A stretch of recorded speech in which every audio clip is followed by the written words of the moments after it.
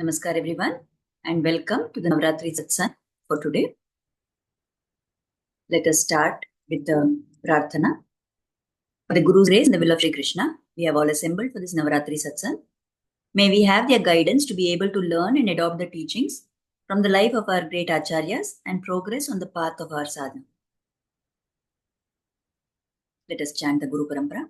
Lakshmi Natha Samarambham Natha Yamuna Madhyamam Asmadacharya Paryantam Vande Guru Paramparam भूतं सरश्च महदाह्वय भट्टनाथ श्रीभक्तिसारकुलशेखरयोगिवाहान् भक्ताङ्घ्रिरेणुपरकालयतीन्द्रमिश्रान् श्रीमत्पराङ्कुशमुनिं प्रणतोऽस्मि नित्यम्.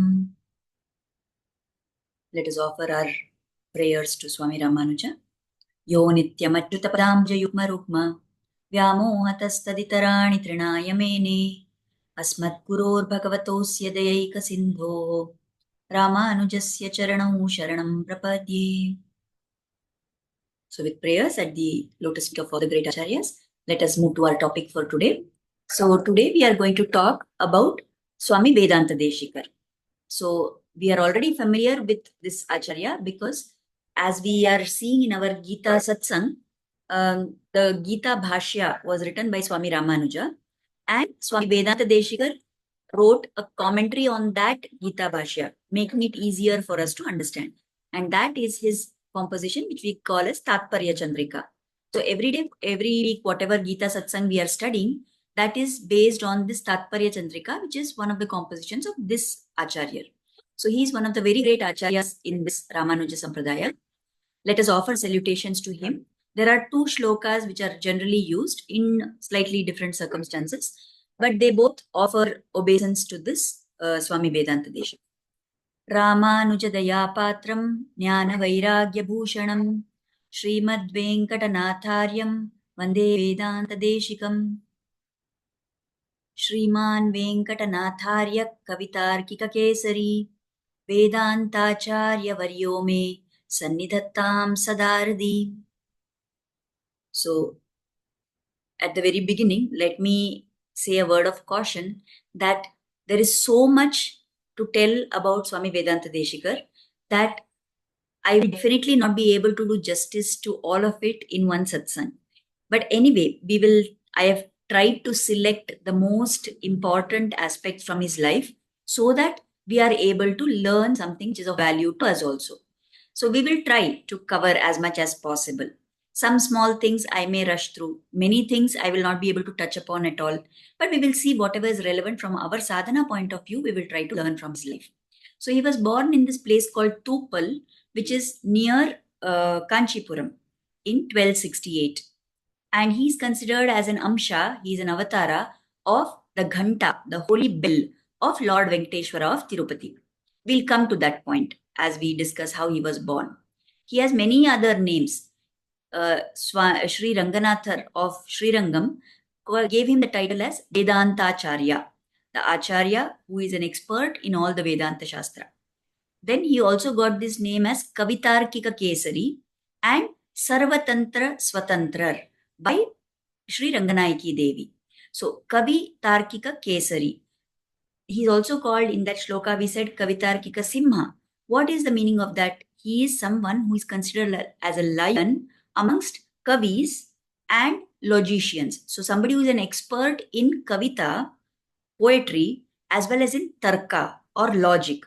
Now, generally in this world, we observe that people, they talk about left brain, right brain, right? And some kind of people, they are more in the artistic side of things. And there are other people who are more into the scientific aspect of things. So people have these two different aspects of their personality also. But here we see a wonderful union of him being a great poet, which is an artistic kind of nature, as well as a Tarkika Simha. He is a lion among all people experts in logic. So which is a unique combination. And he is given this title as Sarvatantra Swatantra. So he is somebody who is an expert in many different areas and there is nobody to match up to his standards. Like as we go further, we will see he was an expert in things like sculpture and in mantras, of course, in Vedanta, in all the knowledge, he was an expert. Along with that, he was an expert in poetry, in writing prose also. Then he was good at construction work. And there are many such examples. So that title was given to him for that reason. And we also call him as Nigamanta Deshikan. Now he had a wife whose name was Tirumangai, and later in life he had a son who was called as Varadacharya. So let us talk about a few aspects. Now, there was one couple called Anantasuri and Totaramba.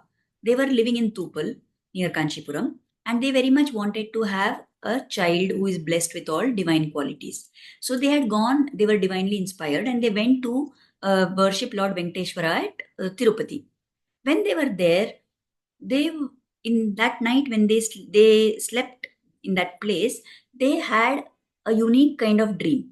Separately, Totaramba also got this dream. She got the dream that there's a young Sri Vaishnava boy who comes there and is giving her the bell of the Lord and telling her, you eat that, swallow that bell. And simultaneously, Anand Suri also got the dream that his wife is swallowing the bell of Lord Venkateshwara. Next morning, when they went to the temple to take darshan of Lord Balaji, at that time there was a big commotion going on there. Everybody was, shocked because the bell of the Lord was missing.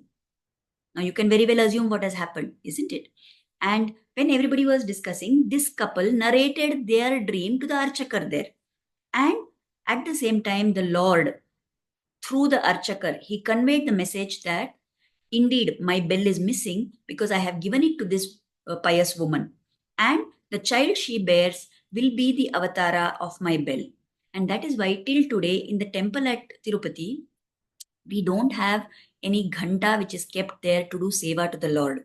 It's only the main temple bell which may be rung, but there is no individual ghanta or bell which is used at the time of offering worship right next to the Lord, because that bell took an avatara as this Swami Vedanta Deshikar. So this couple were very happy and they came back, and then in due course she gave birth to the child. And because they knew about this aspect of the Lord himself taking avatara, they named that child as Venkatanatha. Now this Venkatanatha, his mama was a great person called Kidambi Appullar. Now this Kidambi Appullar was studying under another Acharya who came in the same tradition called as Nadadurammal.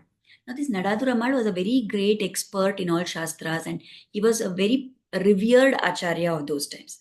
So one day when this Venkatanatha was 5 years old, this Appullar, his mama, took him. He was going to attend the pravachana of Nadadurammal. So when he was getting ready to go there, this kid said, I also want to come with you. So he took him along. Now, by then, they had already done all the ritual rites which had to be performed to this child. And he was so full of a kind of radiance. Now, as soon as this Appullar entered that assembly where Nadadurammal was discussing all, some esoteric texts, he was talking about those things to his Shishyas. He was explaining some grantha to them. And at that time, when both these people entered inside, everybody was so surprised at the radiance, at the tejas which was emanating from that child. And so much that the Acharya himself, Nadadurammal, was carried away. And he said, bring that child here. And then when the child came there, he took this Venkatanatha and made him sit on his lap. And he was very pleased with this child. Now, in the meantime, this discussion had been going on about that grantha, right? So, but everybody got so distracted by this, and that doesn't normally happen because people who are great scholars will not get distracted by any small happening here and there. But the radiance of that child distracted people so much that the Acharya forgot what he was talking about. And when he asked his Shishyas, they also didn't know. They were also confused. They said, we can't remember what point you were telling about. And at that time, this 5-year-old Venkatanatha, he said, you want to know where you stopped? This is the point that you were talking about. It's highly impossible for a kid to even understand and be able to say those words, let alone understand what is that tattva. And hearing that statement of the child, this Nadadurammal realized that this is no ordinary child. And he blessed Venkatanatha. He blessed him, saying that you are the one who has come to take our Sampradaya forward. You will establish Vedanta on a firm footing, and your work will be very important, very play a great role in in taking away all the wrong interpretations that other people are giving to this Siddhanta. So, with that blessing at that young age, this Venkatanatha started learning. Now, actually, this Acharya was so happy with him that he said, I only want to teach this child. I want to initiate him. I want to teach him all the Shastras. But I am very old. So, he told that boy's mama, Kidambiya Pullar, that you be his Acharya and you teach him, you initiate him, give him all the knowledge that he needs, and he will go on forward to become a very revered Acharya in our tradition. So, with that blessing, this Venkatanatha started his journey of study. Now, for many years, he studied under the guidance of his mama, his maternal uncle, and he also, in due course of time, he was married. He married this lady called Tirumangai, who was a very good Sri Vaishnava wife who supported him in all his activities. Now, after many years of this, and he became a very revered person because he had studied the Shastras, he got many Shishyas and all that. Now, all this time, he was living in Tupal near Kanchipuram. Later, what happened is, after some time, his mama passed away. Then he went, on the instructions of his mama, he went to this place called Tiruvahindrapuram, which is somewhere near modern day Kadalur.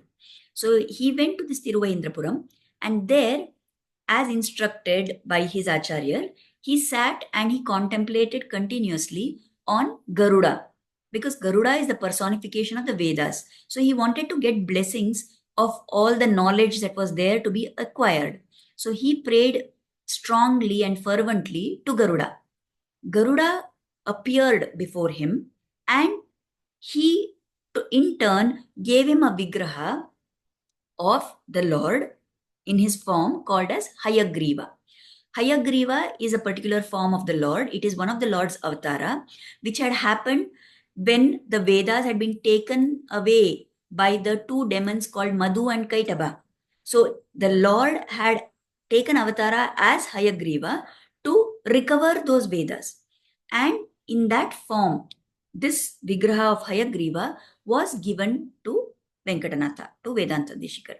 So when he got that and he got the mantra, then in praise of this Lord he started singing stuti of Lord Hayagriva. Lord Hayagriva himself appeared before him and blessed him. Now, Hayagriva is considered as the deity of knowledge. In the Sri Vaishnava Sampradaya, we consider and we pray always to Lord Hayagriva. Haya means horse and Griva means neck. So, the Lord who has taken avatara in this form with the face and neck of a horse is worshipped as Hayagriva. Till today, we teach children to recite a particular mantra, which is the first shloka of the Hayagriva Stotra composed by Swami Deshikar. So in that mantra says, Jnananandamayam Devam Nirmalaspatika Kritim Adharam Sarva Vidyanam Hayagrivam Upasmahe.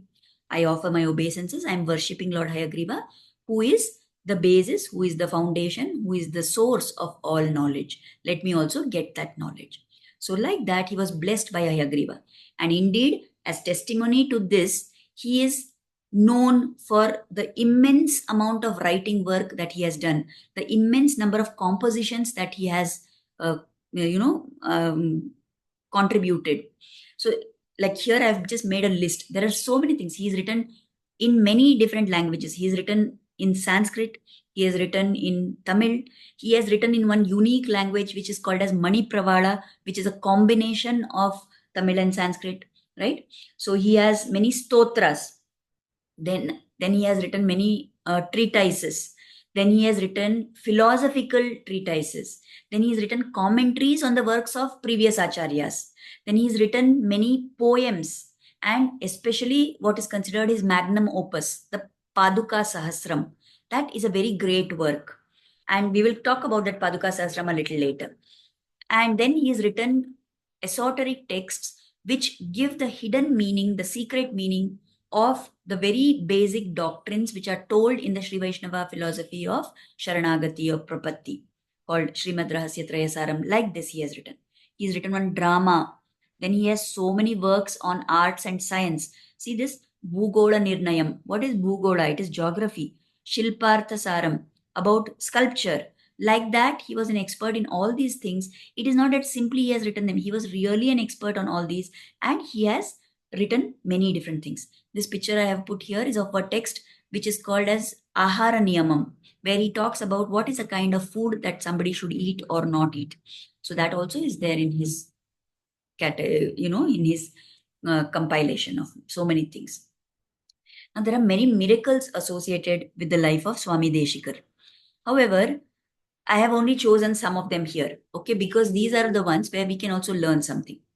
Now, it is said that in this place called Tiruputkuri, there was once a very great epidemic which was raging, and people were just dying, and they didn't know what it was, but somehow that water, air, everything in that village had become contaminated, and everybody was dying of some strange disease for which there was no cure. At that time, Lord Deshikan, with lot of compassion for all the people living there, he prayed to the Sudarshana Chakra of the Lord. We say that of all the weapons, the Sudarshan Chakra is the leader. So there is nothing that the Sudarshan Chakra cannot destroy. So he prayed to Sudarshana to come and protect the people, to drive away all that evil, whatever is causing that epidemic and that disease.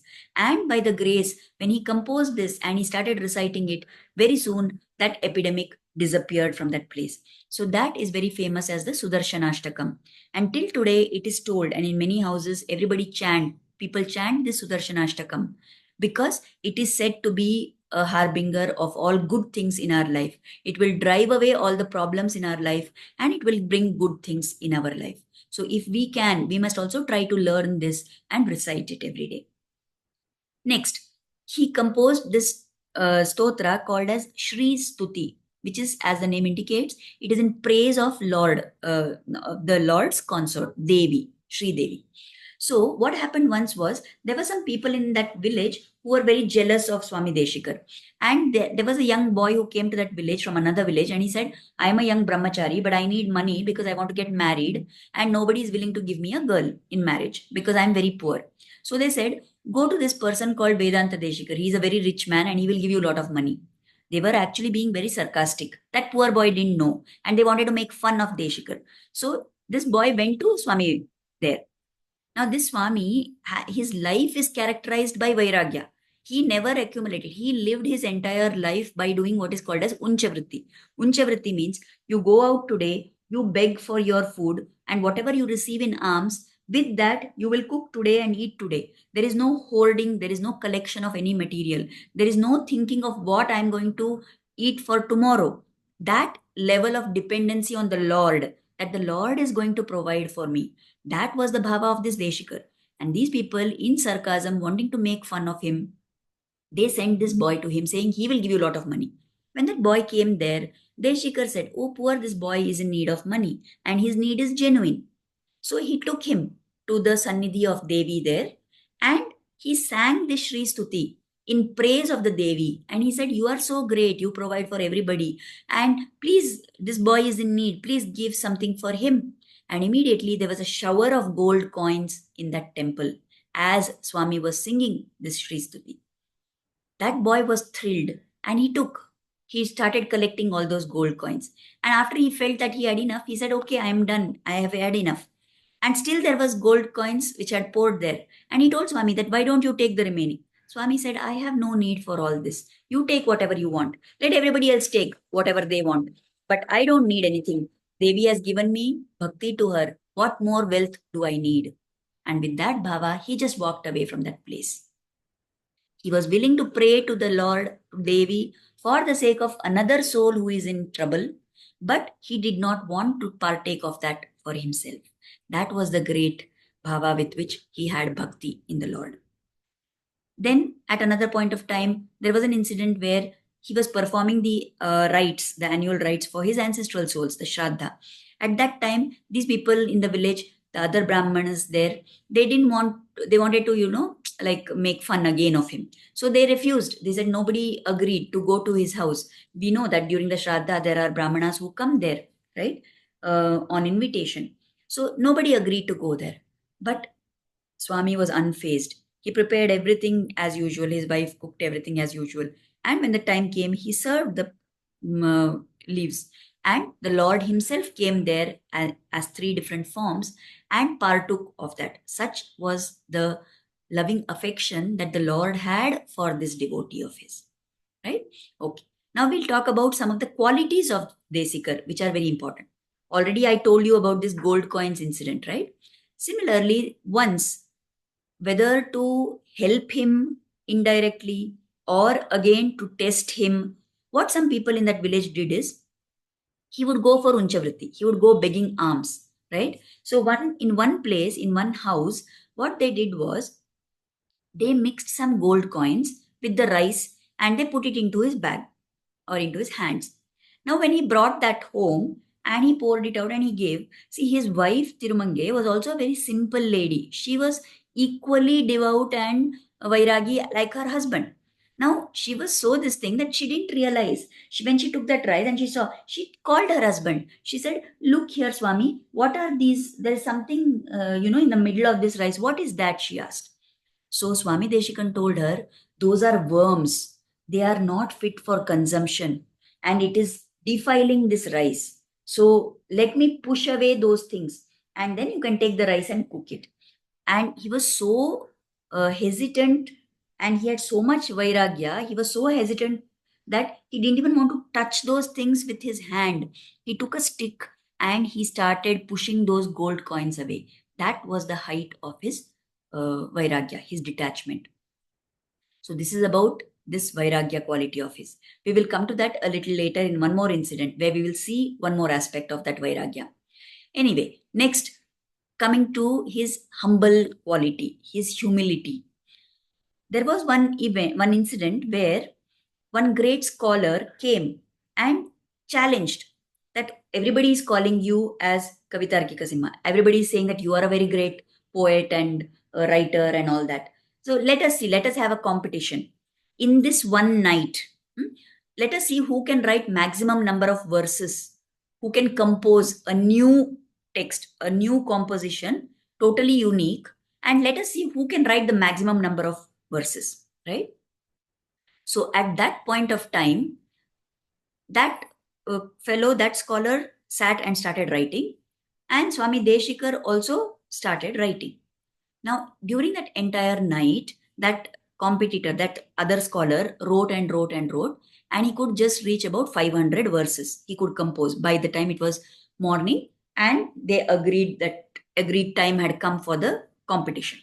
He could compose 500 verses. Swami Deshikan, right? He didn't even write the whole night.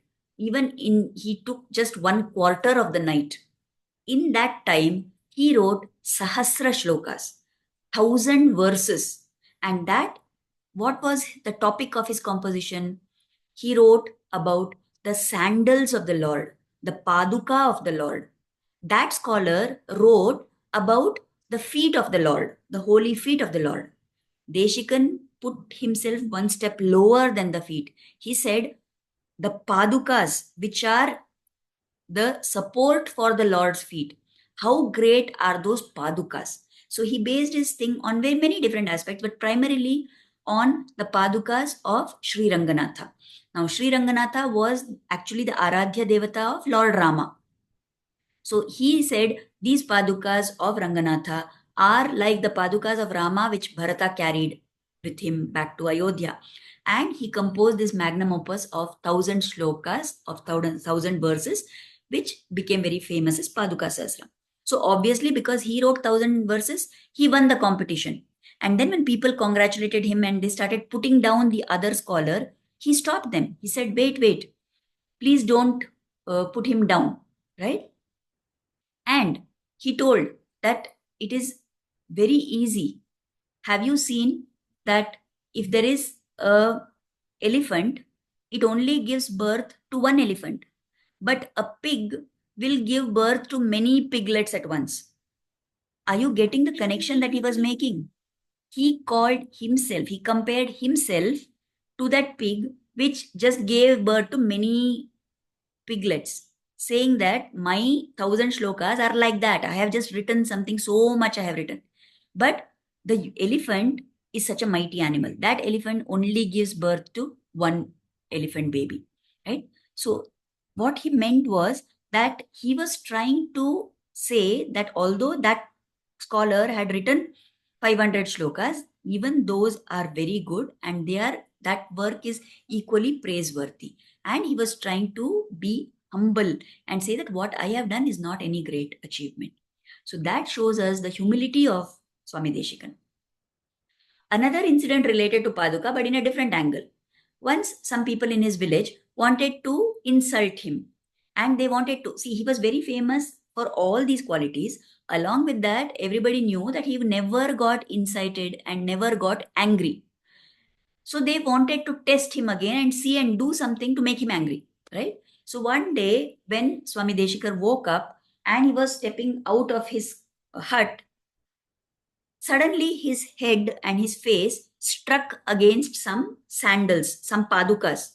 Now, when he looked at what that was, there was a string of padukas. There was a garland of padukas which had been hung very strategically by these people in the front of his house.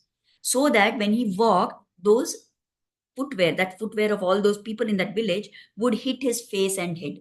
Now, what anybody else would have said, they would have considered it as a great insult. They would have got angry. They would have said, who has done this? What rubbish is this? And so on. But you know what Swami Deshikar said? He said, oh, how blessed am I. The Lord has taken so much compassion on me that he has blessed me with the padukas of all his devotees living in this village. I am indeed a very blessed soul to get the dust of the sandals of the people who are bhaktas of the Lord. And with that bhava, he just continued his activities. Seeing that response, those people who had done this unspeakable act, they came and begged forgiveness. So when they came and begged forgiveness, he said, why are you feeling bad? There is nothing wrong in what you have done. It is my good fortune that I got your lotus dust from your lotus feet. That was the greatness of Swami Deshika. Now, he was known as an expert in many different things. At the same time, he was also known as an impartial person. In fact, there was once a debate which was between on some tattva point, some part of philosophy, between one Dvaita scholar and an Advaita scholar. They are different schools of thought, isn't it? And Swami Deshikan belonged to the Vishishtadvaita school. Now, the person who was arguing from the Dvaita side was a person called Vidyaranya, who was a childhood friend of Deshikar. They had studied together. And yet, he was invited as the judge to judge that debate because so sure all. And finally, when the debate happened, he found not that he was agreeing with their points, but he found that, see, what happens in a debate, you are supposed to put forward your points with clarity and beat down the other person's points. So in that, he found that the Advaita scholar was better than the Dvaita scholar, and he said Advaita scholar is the winner of this competition. So although Vidyaranya was the Dvaita scholar, was his friend, very impartially he judged. So he was known for this impartial nature also. Now we come to this. Again, I said we will talk about Vairagya of Swami Deshikar again. This same Vidyaranya, right? This Vidyaranya, later in life, he became the priest at the court of one great king. I am forgetting who is that king, but maybe it was Krishna Devaraya. So then this Vidyaranya sent word to Deshikar. He sent a messenger saying he had seen how his friend is living, right? With so much poverty and not having anything for himself and so on. So this Vidyaranya sent a message to Deshikar saying, you come with me. You come here. I will make you also as the court, Brahmana. You will be the head of all the Brahmins here. I will give you that sthana, and you can have lot of luxuries. You can lead a good and comfortable life. So at that time, Swami Deshikar sent that person away, saying that no, I'm not interested.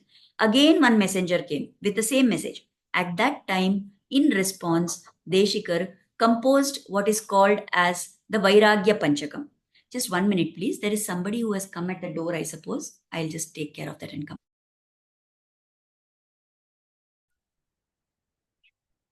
So at that point of time, Swami Deshikan composed this Vairagya Panchakam, which has 5 shlokas. And the most significant one out of that is, he says, Nasti pitrarjitam kinchit, namaya kinchit arjitam, asti me hasti shailagre, vastu paita maham dhanam. He says, I have not accumulated any wealth on my own. I don't have any wealth from my ancestors, from my father and grandfather and so on. But what is the greatest wealth in the world which I have been given by my grandfather? He's saying my grandfather means he is referring to Brahmadeva, because Brahma is the one who made sure, who made the Lord to take avatara in Kanchipuram as Varadaraja. So Deshikar considers Varadaraja as his father and therefore Brahma as his grandfather. He says that is the greatest wealth. This Lord on the Hastagiri who is standing here, he is the one whom my grandfather has given me. That is the wealth, greatest wealth I have. And this wealth is imperishable. So when I have this great wealth, what do I need any other kind of wealth? And saying so, he rejected that offer from Vidyaranyam. So that was the level of Vairagya that he had. And finally, we are reaching the end of our time. So we will talk about this most important aspect, that not only all these good qualities, not only all this, intellectual ability, not only all the other skills that he had, but the biggest thing was he had so much nishtha to the sampradaya. And he was courageous enough to be willing to sacrifice anything and everything for the sake of the sampradaya. So what Swami Deshikan did was, in the later part of his life, he was living at Kanchipuram, then at Srirangam and all that. At that point, when he was living in Srirangam, there was a Muslim invasion that took place. And those attackers were looting, they killed thousands of people in that Sri Vaishnavas in Srirangam. And the very temple itself faced a danger. So at that time, what was done is an artificial wall was built to hide the Moolavar, the main deity who is there in Srirangam. After that, there was the Utsava Murti. So the Utsava Murti was taken by one Acharya away from Srirangam. And they remained in hiding in many different places, traveled to many different places. And then after many years, that Utsava Murti came back to Srirangam. What was Swami Deshikan's role here? There was this person called as Sudarshana Bhattar. He was very old and he had two children. He put those two children into the custody of Swami Deshikan. He said, please protect my children. And more importantly, there was this treatise, this grantha which he had written called as the Shruta Prakashika, which is a commentary on the Sri Bhashyam of Lord Swami Ramanuja. Now we know how it was in those times. If there was one text, that was the only copy which was available. There was no other copy anybody had. So it was very important to protect that grantha from these invaders. So Swami Deshikan took those children, his wife, he took that great treatise with him, and he started moving away from Srirangam. At one point of time, there was one field where there were all corpses strewn aside here and there. So many people, so many Sri Vaishnavas whom the Muslims had killed.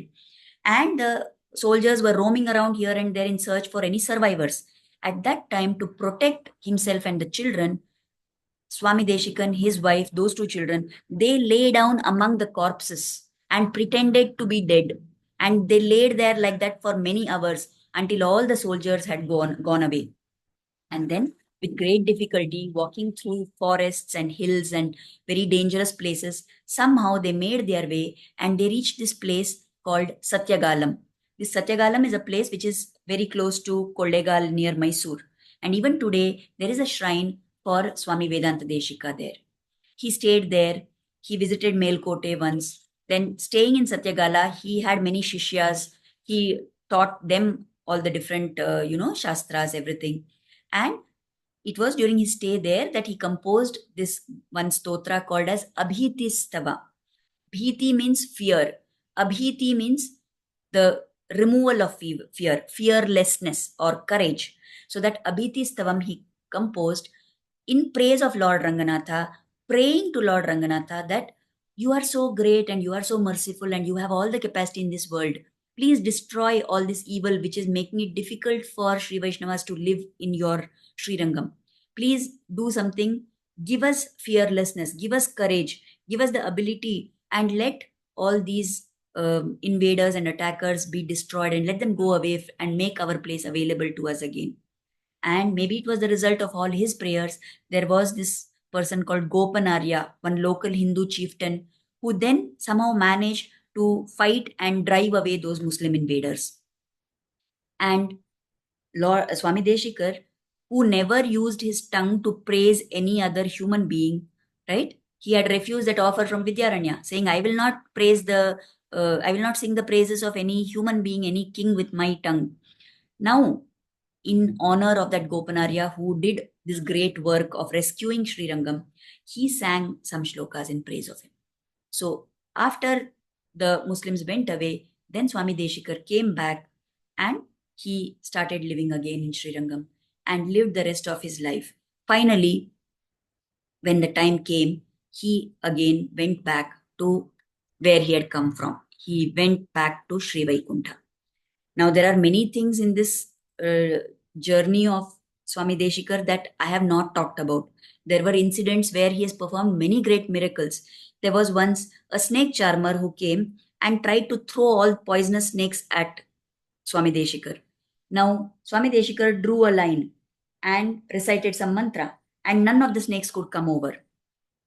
But then finally, one snake tried to come there, and at that time, he chanted the mighty Garuda's shlokas.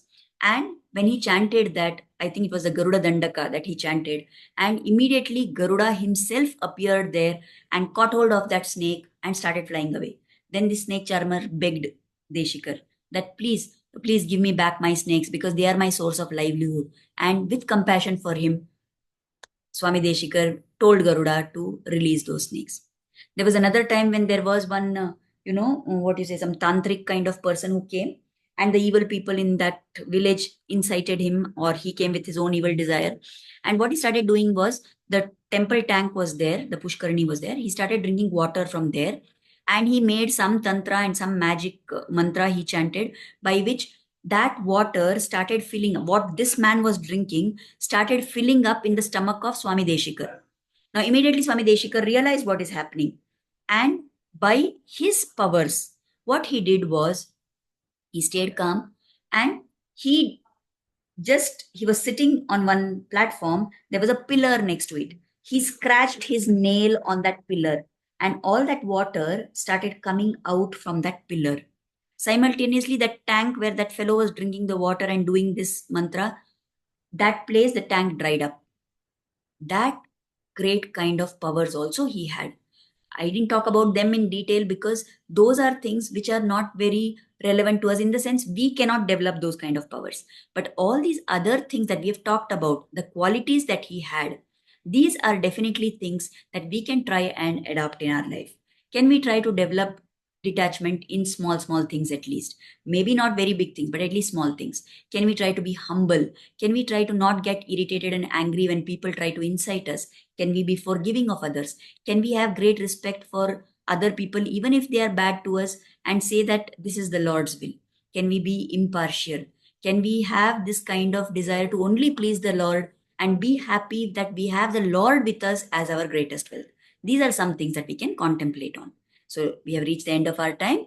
Let us offer Kritagnyata, the great Acharya Parampara through which we are able to learn about all these things. Let us offer gratitude to the commentators who have written down all these things and explained the meanings, and gratitude as usual at the feet of Krishna and Guru. So we will meet again tomorrow. Maybe the time will change. I will let you know. Namaskar, everybody. Thank you so much for joining me.